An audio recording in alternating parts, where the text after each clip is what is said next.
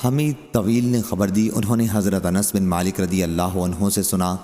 انہوں نے بیان کیا کہ 3 حضرات علی بن ابی طالب، عبداللہ بن عمرو بن العاص اور عثمان بن مظعون رضی اللہ عنہم نبی کریم صلی اللہ علیہ وسلم کی ازواج مطہرات کے گھروں کی طرف آپ کی عبادت کے متعلق پوچھنے آئے۔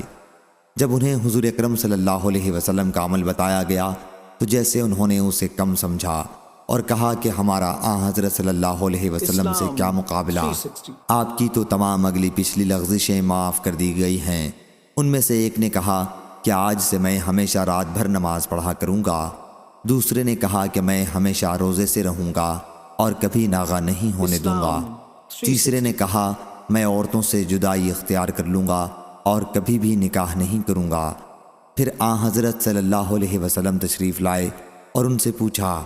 کیا تم نے ہی یہ باتیں کہی ہیں؟ سن لو، اللہ کی قسم، اللہ رب العالمین سے میں تم سب سے زیادہ ڈرنے والا ہوں،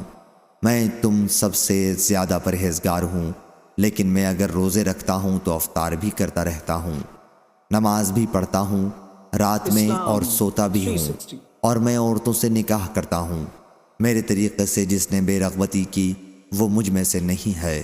صحیح بخاری حدیث نمبر 5063۔